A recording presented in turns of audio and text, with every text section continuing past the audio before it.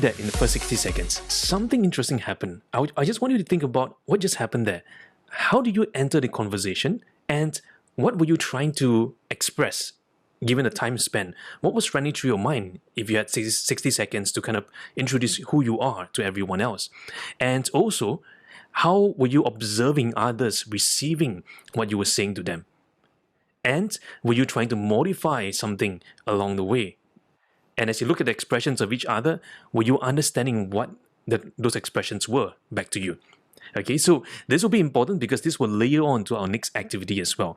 Now, when we think about influence, this word influence, the big question we ask ourselves first is, who comes to mind?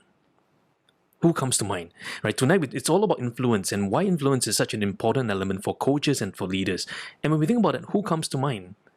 Just want to think that for just a while. And what comes to mind? Notice who comes to mind and what comes to mind. And another question I want to ask all of us is this, right? Why is growing your influence important today? And why is it even more important for coaches to understand the impact of influence on your clients, impact of influence on the stakeholders that you serve? Well, because fundamentally, influence is leadership.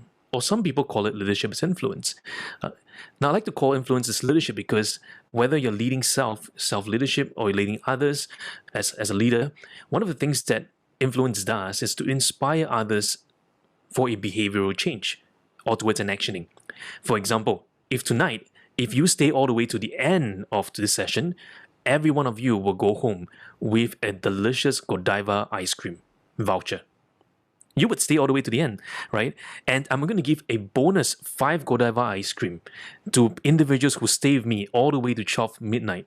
And I'll guarantee that there will be people who will stay all the way through 12 midnight, right? There's something interesting about this idea of influence that inspires actioning. Notice even the word is not action. The word is actioning. Too often we've been, baffled by the ideas that we need to do actions. But actions is just a task. But when we think about actioning, it's how do we derive those tasks? How do we move towards those tasks? So as coaches, this is something that we want to think about because there's two kinds of influence. You have your passive influence. You also have active influence. Influence that's attributed to you as an individual. Influence that's drawn in. So I like to call this distinction. One is influence that can draw in. Another, influence that draws out of you. So when you think about this, around us, who around you in your life area has influence? Who do you feel is influential in your workspace, in the people that you meet, in the conferences you attend? Who has the greatest influence? And why do those individuals have that particular influence over you as compared to the others? Right? And one of the key attributes for that is because it can shape our individual's outcome. It can shape the way we think. It can shape our entire sphere. So when we think about this, how is influence connected to the core competencies? And what is ICF saying about influence? And you'll be surprised. How many of you know that influence is in the ICF core competencies? Well, it's actually in core competency number 2, embodying a coaching mindset. And you see point number 4, it says this: remains aware of and open to the influence of context and culture on self and others. Remains aware of and open to the influence of context and culture on self and others. Tonight, we're going to create awareness for all of us here. And we're going to come with an openness to see how influence impacts our very conversation, how influence impacts our coaching and our leadership as well. So when we think about this, one of the interesting things is this, right? We are drawn to people and individuals who resonates most with us. We kind of like people who are like ourselves. We dislike people who are not really like us.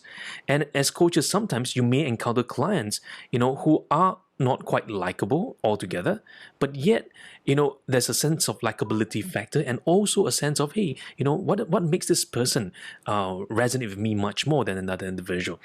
So sometimes I say this, right? The competency of social influence, relational influence, cognitive influence, emotional influence, and the depth of network across various domains and industries really matters for the coach. We go deeper in all these different components in our advanced programs as well, but I want to focus in on the larger scope of things, which is influence.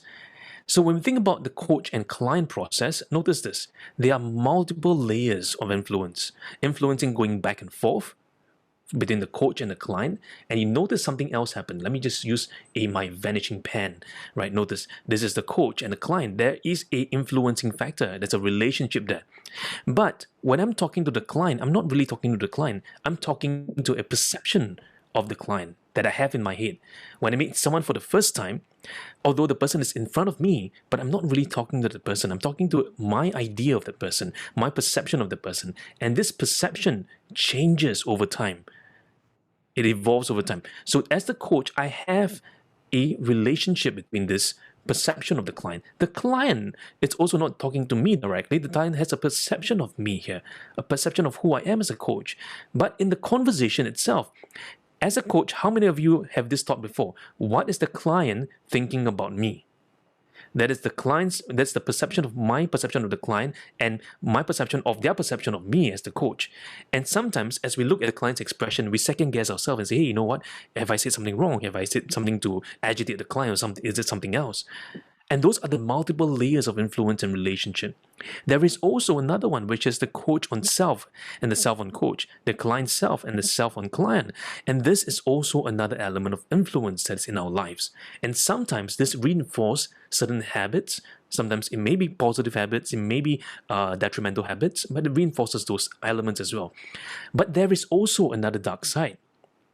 And this dark side is what I call the unexamined self, right? This part here, it's something that requires the process of coaching to unravel. It requires the process of when you engage a coach to help you see the blind spots, to help you realize certain things of the unknown. And if you attend one of the classes, I often talk about this. I said, hey, in the coaching process, across the 4 quadrants, one of the important elements of the quadrant is the space of the unknown. And the coach is comfortable in the space of the unknown as well. Something really exciting for all of us to consider this.